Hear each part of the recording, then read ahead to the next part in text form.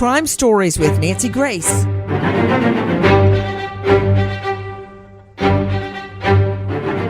Three children dead, ages 4, 3, and 1. Why? Because of mommy. I'm Nancy Grace. This is Crime Stories. Thank you for being with us here at Fox Nation and Sirius XM 111. First of all, take a listen to our friends at Fox 17. Deputies say a mother was driving down James Road here right after 11 o'clock this morning when she lost control, veered across the lane, flipped, and ended up in a retention pond. I'm going to step out of the way, actually, so you can see where that SUV ended up in the water, which is about 3 to 4 feet deep, according to police. Now, deputies say 3 kids were in child restraint seats and were underwater when rescue crews arrived on scene. 2 of the brothers, a 3 and a 4-year-old, died at the hospital. The 1-year-old is in critical condition tonight. The mother was able to escape from the vehicle and is hospitalized as well. So far, police haven't released any further information or the names of these victims. 3 young children. Jerome III, age 4, Jeremiah, age 3, and Josiah, age 1. Mommy Letitia Marie, it's all on you. 11 a.m. Was this an accident? Were the roads wet? Was it dark and rainy and cloudy? Was it snowing? Or was there another reason mommy couldn't keep the car on the road at 11 a.m.? Again, I'm Nancy Grace and this is Crime Stories. Thank you so much for being with us. Second verse, same as the first. Mommy as high as a kite. Listen to Doug Reardon in our Cut 2 Fox 17. Things got worse for that family and for that community today. The youngest of those 3 boys, just 1-year-old, died this morning. In the last hour, authorities confirmed to us that the 3 boys are 4-year-old Jerome Gonzalez and 3-year-old Jeremiah Gonzalez, who died at the hospital yesterday, and now 1-year-old Josiah Gonzalez, who died today. Ottawa County deputies say they got the first call at 11:04 in the morning yesterday, and when they arrived at the scene, the 30-year-old woman who was driving was out of the car but in the water, frantically trying to save those 3 boys. Deputies who jumped in with no wetsuits had everybody out just 10 to 12 minutes later, but it was too late. Why does that always happen? Cheryl McCollum, founder director, Cold Case Research Institute. Why does the perp live and everybody else, all the innocent people, die? It happens over and over. It is one of the horrible aspects of this whole thing and a lot of the crashes you're talking about. Whoa. Wait a minute. Did you say accident? I did. Why did you say that? This was no accident, Cheryl McCollum. It's not an accident. It's a straight up crime. There's no question about it. And, you know, Nancy, again, how many times have you and I talked about these cases? They're 100% preventable. These crashes that, you know, you start out your day, I mean, her day was not to hurt her children, much less kill them. You know what, Cheryl? Correct me if I'm wrong, but did you go to law school? No. Oh, okay. Because let me remind you that the black and white letter of the law, and I don't mean to be harsh, but this is reality. The black and white letter of the law is, and this is codified, the law assumes you intend the natural consequence of your act. And I said that slowly because when I was in law school, I had been an English, Shakespeare, and literature professor. I did not know what anybody was talking about. I had to take these big, long sentences and break them down and say them over and over until I really got it. The law assumes you intend the natural consequence of your act. You get drunk, you get high, and then you get the key to the car, your Chevy Tahoe, and you get in the car after you put your children in the car, your 3 babies, and you turn the ignition and you take off. The law assumes you intend to drive drunk or high. And the natural consequence of that is a crash where your children die. Now, that's the law. And you waxing philosophically, romantically, I might even say, that this is not what she intended when she woke up. Yeah, okay, don't care. They're dead. Well, I'll say something that's not romantic. Let's just get down to it.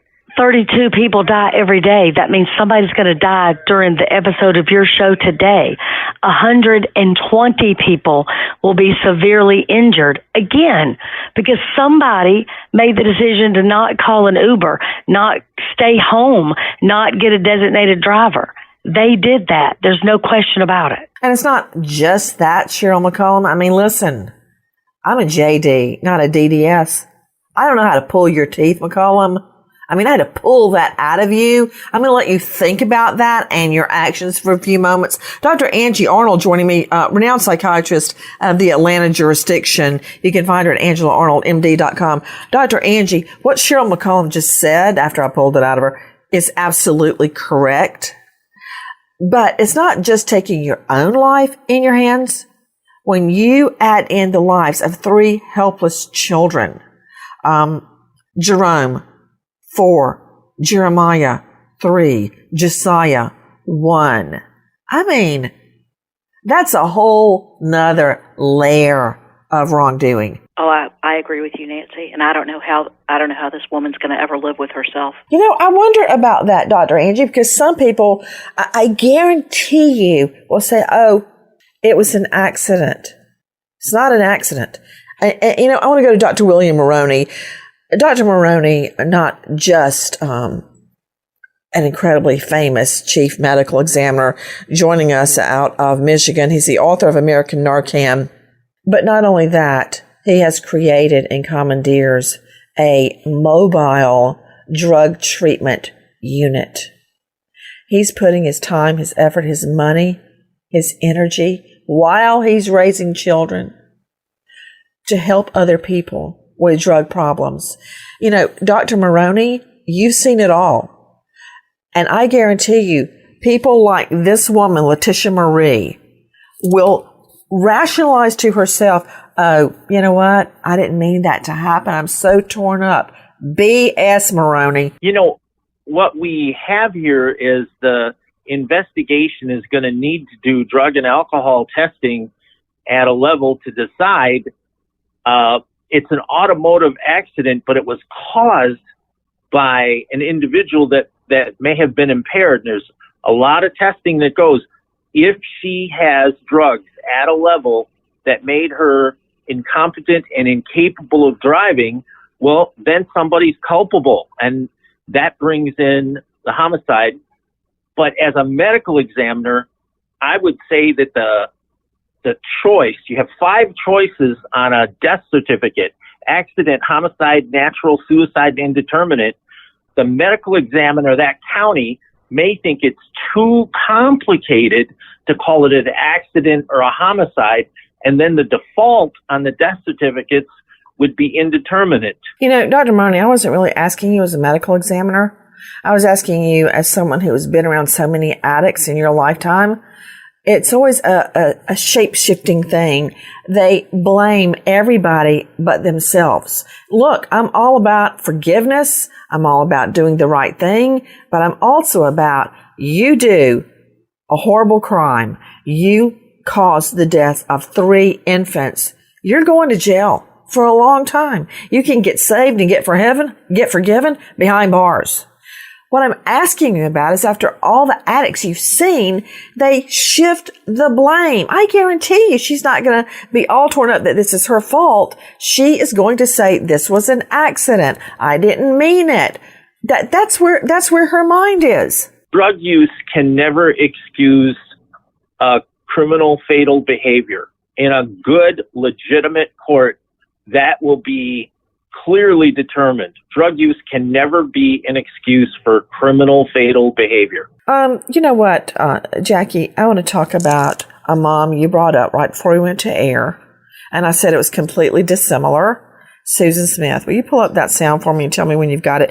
Dave Mack, what happened in the case where Letitia Marie Gonzalez was driving and ends up with 3 dead babies strapped in the back? Nancy, shockingly enough, this happened around 11 o'clock in the morning. The road conditions perfectly clear. There's no snow, no sleet, no rain. The roads are dry. Okay, wait. Tell me that again. No snow, no sleet, No rain, dry roads. No reason for anything bad to happen, but it did. She, the driver, Mrs. Gonzalez, went across the opposite lanes of traffic, hit a curb. The Chevy Tahoe rolled over and landed in a retention pond that was about 3 to 4 feet deep with water. However, it had about 6 inches of frozen ice on top. The vehicle landed on its hood, on the top, and the 3 boys, ages 4, 3, and 1, were trapped in their car seats in the vehicle. Ms. Gonzalez got out of the vehicle herself. 911 was getting calls of people, noting the accident or the wreck.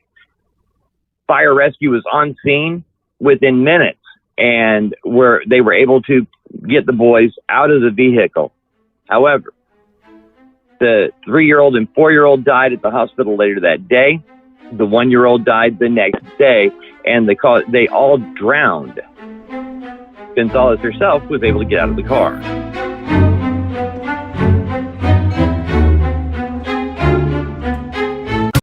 My father had a secret, a family secret. Nobody talked about it. Nobody knew the answers.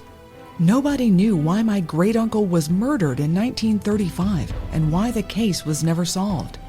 Nobody could explain why the file sat untouched on a police department shelf for decades.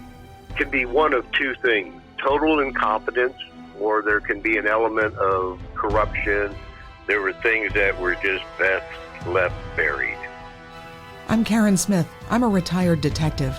My dad held on to the family secret about Uncle Emery's murder for 50 years before he finally revealed what he knew, that my grandfather had been held as a suspect.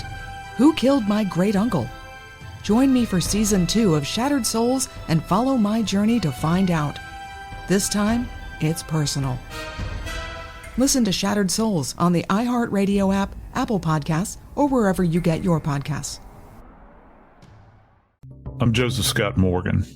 I was the youngest medical legal death investigator in the country.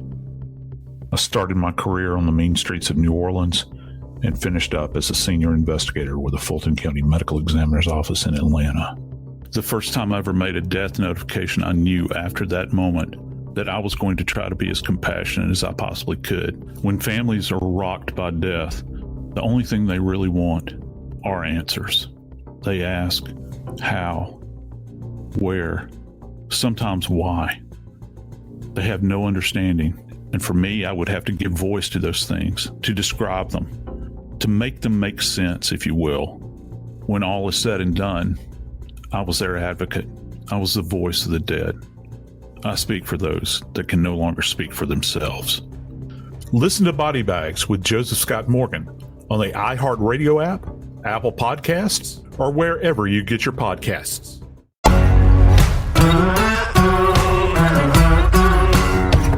Crime Stories with Nancy Grace. Let me understand something. Dr. William Maroney joining me, Chief Medical Examiner, joining us out of Michigan.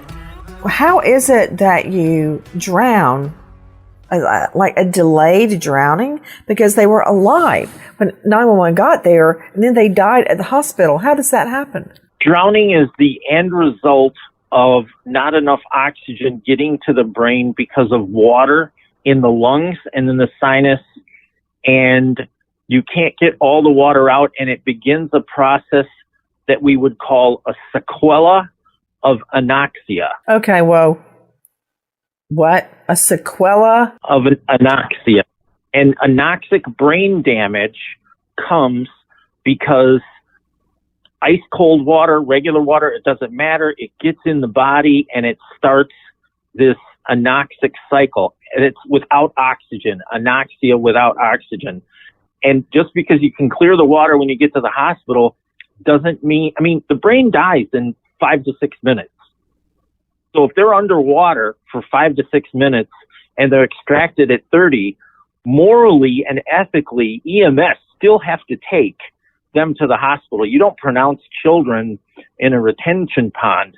You put them in the gurney, you get them in the ambulance, you run them through ER, you get them to ICU. You give children every possible opportunity for revival and miracles.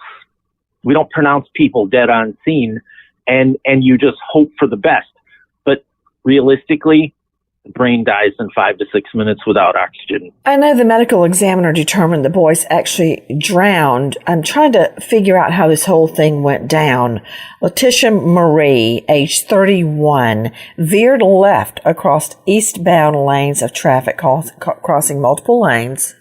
It's a miracle she didn't have a head-on collision with oncoming traffic, and then somehow goes off the road, catapults the Tahoe, and ends up upside down in frigid, icy water.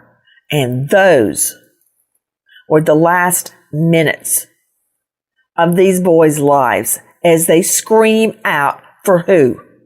Mommy. Mommy. I can't be in a grocery store or a mall or anywhere when I hear somebody say mommy.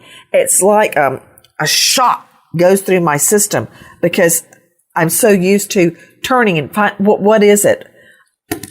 To Wendy Patrick, California prosecutor, author of Red Flags. You can find her at wendypatrickphd.com, the host of Today with Dr. Wendy on KCBQ San Diego. Wendy, can you imagine what these children lived through in their last moments? A drowning death is one of the worst deaths you can have because you're conscious until the last moments. No, that's absolutely right, Nancy. This is just tragic. And, this is why driving under the influence is a crime. You talk about natural consequences. The jury instructions talk about knowledge and intent. I mean, I know parents that won't even drive their precious cargo, i.e. their children, if they're tired, much less if they know they've ingested an intoxicant, regardless of how they think that they feel. So this is one of those cases where not only is it inexcusable regarding the driving, but as you mentioned, the cause of death and more, it's almost tragic to think about the manner of death and what it must have been like in those last moments. Guys, take a listen to our friends at Fox 17, our Cut 3. Now they have to use witness interviews and any video they can find, as well as markings on the ground and on the SUV to figure out how the car left the road in the first place. And on top of it all, they're dealing with the horrific loss of 3 young members of their community. Couldn't imagine. Pretty much everybody that was out there yesterday is a father or a mother, and then to have to deal with that is tough. But it doesn't compare to what the family's going through, and our hearts go out to them. And Holland Township Fire Rescue also responded to that on Thursday. We also know all 3 of those kids were wearing approved child safety seats at the time of the crash. I mean, Cheryl McCollum, I'd be lying if I said my heart didn't break for the mother who caused this, for the family. But Lady Justice is wearing a blindfold for a reason. She may be heartbroken now, but again, the law is clear, and I am quoting directly from the black and white letter of the law. One may immediately regret the deed, but that does not negate intent or malfeasance at the time the act was committed. She may be heartbroken right now. I'm sure she is heartbroken right now. But under the law has to decide what happened when these children died at the hands of mommy. As a matter of fact, take a listen to a recounting of the Susan Smith story. Our lives have been torn apart by this tragic event. In 1994, Susan Smith claimed she was carjacked by a black man who took off with her 2 young sons in the back seat. She pleaded for the safe return of her boys, 14-month-old Alex and 3-year-old Michael. I would like to say to whoever has my children that they please bring them home. Little by little, 23-year-old Smith's story fell apart until this bombshell announcement. Susan Smith has been arrested and will be charged with 2 counts of murder in connection with the deaths of her children. In reality, Smith let her car roll down a boat ramp into this lake with her 2 boys still strapped in their car seats in the back. The reason, according to authorities, she was having an affair with a man who didn't want children. Both of her sons drowned. You're hearing our friend Les Trent at Inside Edition. So my question, let me put a hard question to you, Cheryl McCollum. How is that any different from Letitia Marie? Because same end result. The little boys are upside down, underwater, strapped in seatbelts, dead because of mommy. Susan Smith, as she's begging the public for help, what a fake, what a liar. Knowing where the boys were the whole time at the bottom of the pond. Here, there we know she intended the whole thing, but here, mommy intended to get high before she got behind the wheel and methodically strapped her boys in, ages 4, 3, and 1. Well, I'm going to start there. This lady strapped her children in for safety. Susan Smith strapped hers in so they couldn't get out.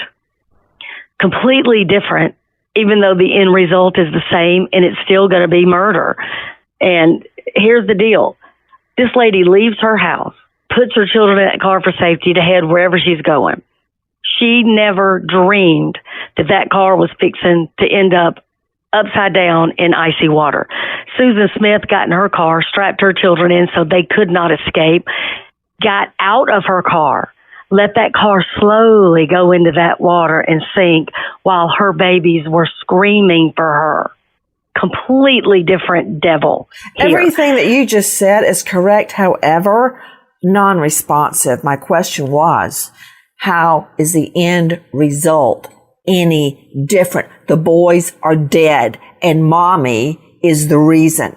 That's the end result. One intended it from a plan, a premeditated plan. The other brought about the same end result by driving high as a kite. As a matter of fact, Dave Mack, crimeonline.com, what was in her system? I'm talking about Letitia Marie. Letitia Marie Gonzalez was actually taking methadone as on a daily basis with an actual methadone clinic as part of a recovery program.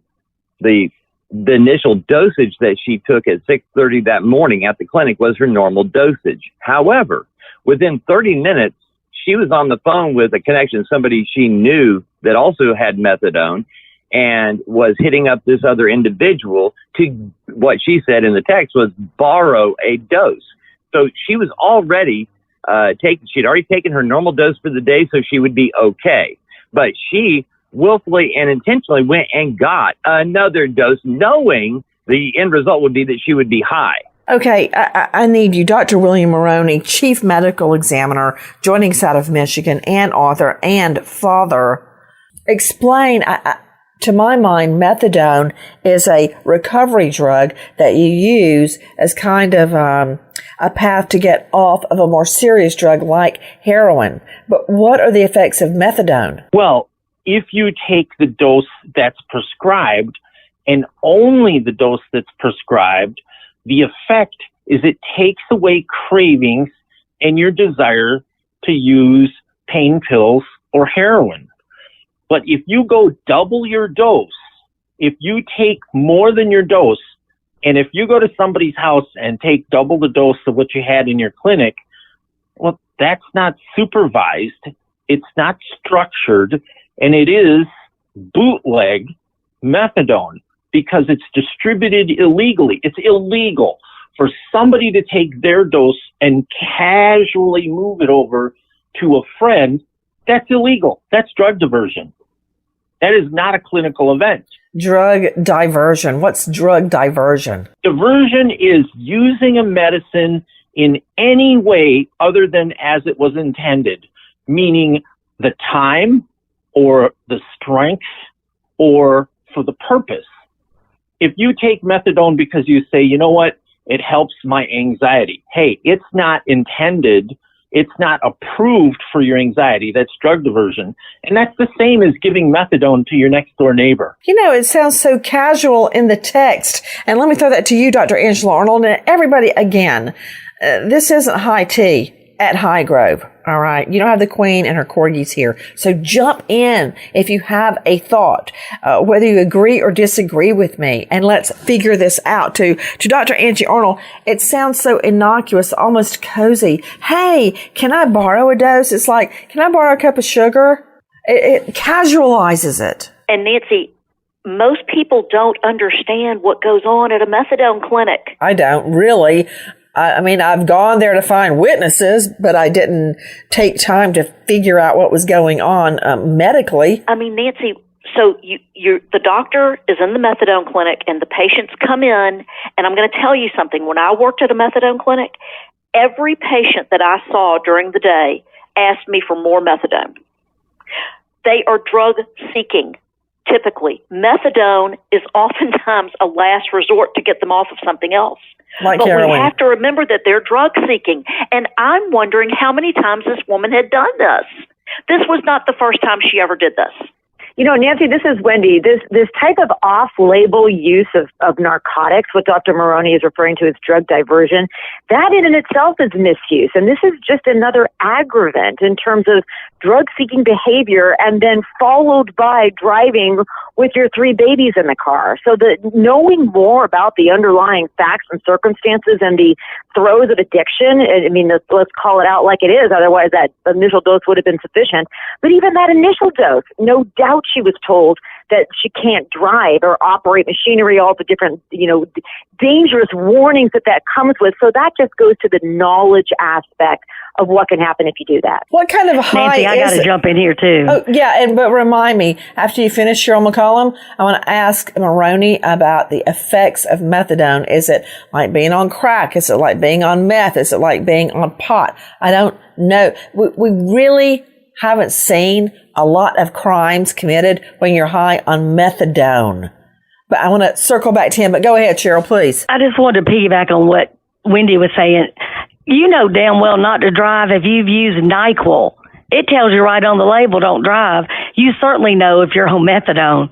And I just want to point out, because I know you as my former prosecutor would have done this, she committed at least 3 crimes before she ever got in that car. She obtained it illegally, possessed it illegally, consumed it illegally before she ever got in that car. You know why that's so important, Cheryl? Because a lot of people consider a drunken accident, they think it's an accident as opposed to a crime. They think that it was unintentional. But the reality is you take a lot of intentional steps before you are out on the road, drunk or high. And you're just pointing out 3 illegal acts before the final 3 homicides of a 4-year-old, a 3-year-old, and a 1-year-old little boy. And speaking of the little boys, listen to this. The oldest, I'm reading from their obituary. You know, that almost just actually hurt my stomach because I think about my children, John, David, and Lucy, in the same sentence as obituary. And it tastes like dirt in my mouth. The oldest, 4-year-old Jerome III, was protective of his younger brothers. At 4 years old, he would protect his younger brothers, while Jeremiah 3 and Josiah 1 liked to play with toy cars. They were joyful and active. They loved to dance, play at the park. At home, they played games all the time. Just thinking about them, and I'm looking at their pictures. 3 little brothers dead in an icy pond thanks to Mommy. Take a listen. This is very critical to our Cut 5. This is Captain Jay Douglas at the Ottawa County Sheriff's Office. When I got out there, an hour and a half after the crash occurred, the roads were dry. So in my opinion, the road conditions didn't play a factor in this crash. You know, the investigation could prove differently, but there wasn't snow, there wasn't ice, they weren't wet. We have nothing to lead us to believe that there was any pre-impact type of accident. It doesn't appear to be any contact between the victim's vehicle or anyone else. Well, it's exactly like you said. Dave Mack joining us from crimeonline.com. No snow, no sleet, no rain, nothing. 11 a.m. high visibility, but mommy still veers across multiple lanes eastbound and catapults her vehicle upside down into a drainage pond.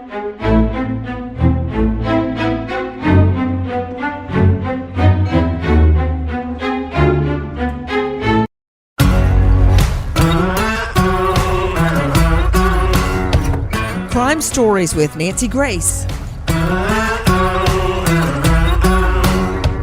Dr. William Maroney joining us, author of American Narcan. Can you tell me what the methadone high is like? Is it like heroin, crack, meth, pot? Which one? Well, it's not a stimulant, and it's not like cannabis. It follows the category of opioids. Taking too much methadone, exceeding your prescribed dose of methadone, would be like taking too many pain pills, and it would be like using heroin. It comes with sedation, a sense of well-being, and drowsiness. That's why she veered across lanes. A sense of relaxation, and then when you see somebody, they have pinpoint pupils, teeny tiny little pinpoint pupils. That's a sign of opiates, and the drug recognition expert for law enforcement, and there's probably about 1,000 of them in Michigan on Michigan roads, the sheriffs and the Michigan State Police recognize those pinpoint pupils, and somebody needs to be drug screened. But they have a decrease in blood pressure, a decrease in heart rate, and breathing can become extremely shallow at high doses. But it's that drowsiness and that sense of relaxation. A patient taking too much methadone or any opioid is looking for numbness. They want to feel numb. Sometimes they call it oblivion because they can't deal with the stress around them. At the proper dose, it takes away cravings for heroin. At a higher dose, it's just the same as any other diverted drug. It's not intended to make you drowsy. It's not intended to relax you so much that you veer across lanes. And this vehicle flipped because of a high rate of speed, because of when you're on an opioid and you're not able to process things, the front end of a vehicle goes down, and all across Michigan, from the western shores of Lake Michigan to the eastern shores of Lake Huron, the sides of our roads are beveled to create drainage. And that means the nose of that Chevy went down, and at a high rate of speed, the rear axles flipped over, just like, going on a bicycle and going off the road, your ass goes over your handlebars. That's what it is. And because of a lack of awareness, you're obtunded. You think slow and you act slow. I want to give an example. And Dr. William Maroney is joining us from Michigan. And these deaths, the deaths of these 3 little children, occurred in Holland, Michigan. So what he's saying about the beveled roads, how the roads are beveled down on the side, is absolutely correct, which may explain why her car catapulted upside down into that drainage pond. But to you, Dr. Angela Arnold and Wendy Patrick, I want your thought on this.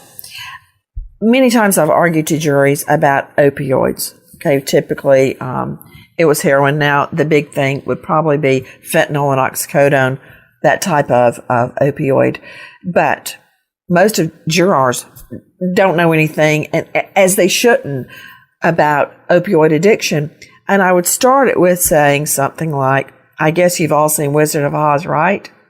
And they almost make it to Emerald City, and then there's a big field of poppies, okay, which can be used for opioid production. And as they start walking across, everybody gets sleepy, and they don't want to wake up, and they lay down on the ground, and they stay there until it starts snowing on them to wake them up. And at the other end of that, and then you see on TV, opium dens where people are lying around peacefully, smoking opioid.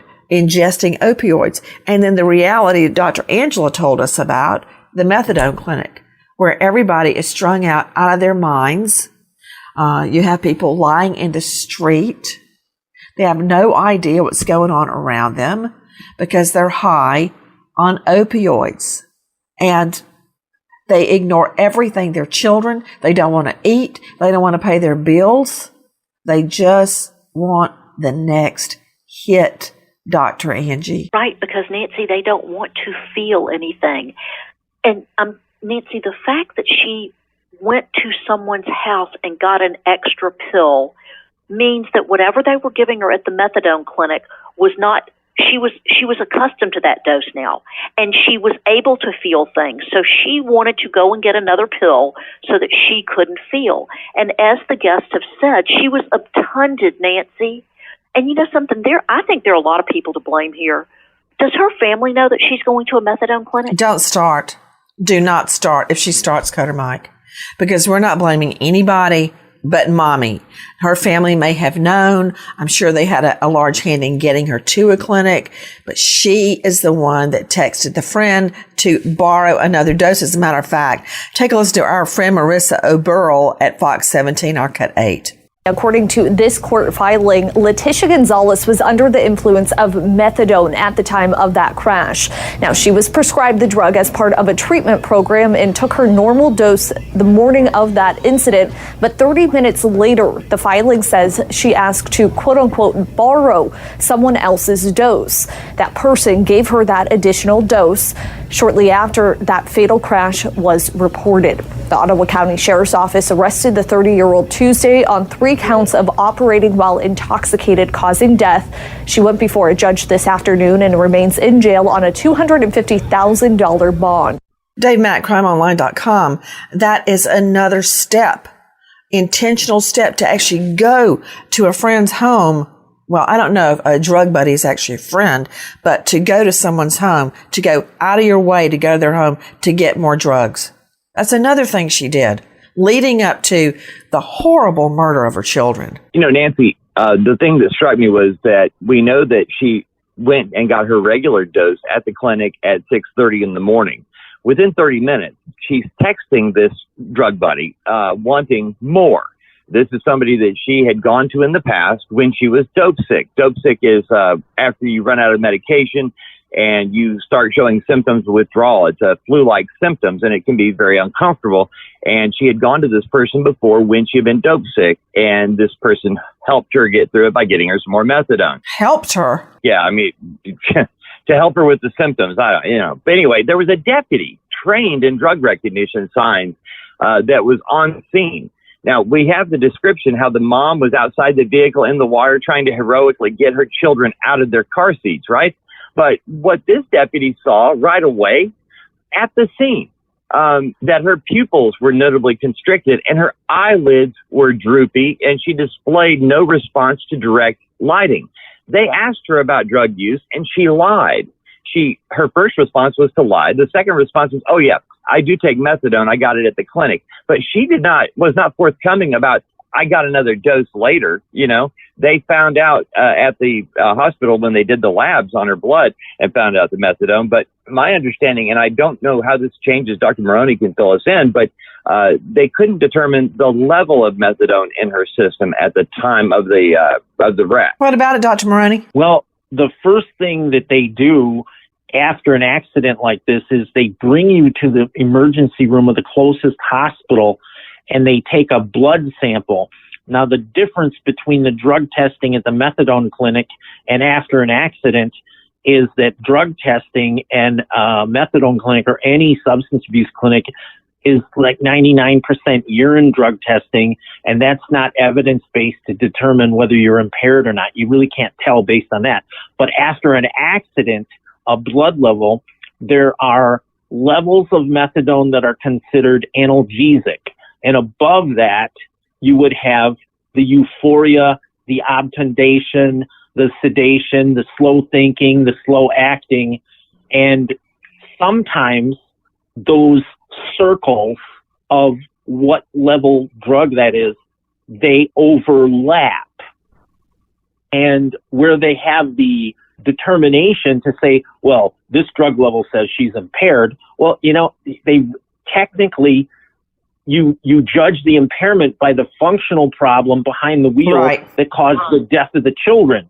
You can never use a lab value. You can never say, that's the number. She's impaired. Well, another thing, speaking of being impaired, let's just get down to it. To you, Wendy Patrick, Dave Mack from Crime Online made a point to tell us that she, quote, his word, not mine, heroically tried to save her children after she lands them in an icy pond. Really? She couldn't even respond to light or answer questions correctly? How much do you think she was helping to save her children? Really? That might be a bit of projection on anybody's part as a parent. We want to think that. Absolutely, we want to think that. And I want to add to what Dr. Maroney and Dave Mack brought up. Crashing or car into the lake is circumstantial evidence of impairment.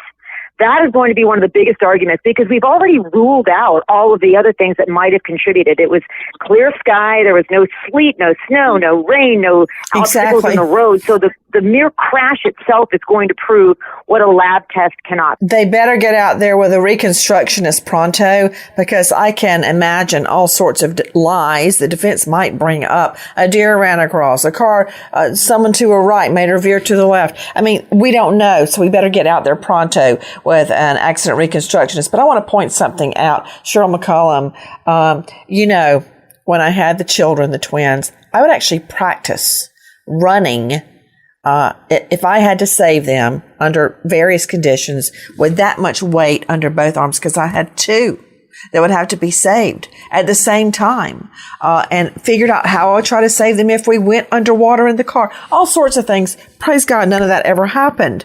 But even to this day, Cheryl, when I have the twins in the car, I try very much not to drive on the interstate. Why? Not because I'm impaired, because I'm worried about the other people that are impaired going 80, 90 miles an hour. I mean, you can't be too careful. And now these three boys are dead. Nancy, you cannot be too careful. And here's the reality. There were some witnesses that saw her veering off the road. So those witnesses are going to be key. So is the black box from that car. That data is going to show us when she accelerated, the speed, when she was braking, the doors that were opening and closing and when. So they'll be able to show, was she trying to save them? It'll show the exact time of the crash and all of that. And, the accident reconstructionist is going to be key. And then they're going to cross-check all of that with these text messages and whatnot that she's sending to people trying to get additional drugs. Yeah, I mean, really, Cheryl, I guess she thought she wasn't high enough to go driving with her children in the car. I earlier misspoke. I said murder. This has not been charged as a murder. It's right now ending up as a vehicular homicide. I think it should be a murder charge because her intentional acts brought about the deaths of 3 innocent babies, now angels. We wait as justice unfolds. Nancy Grace, Crime Stories signing off. Goodbye, friend.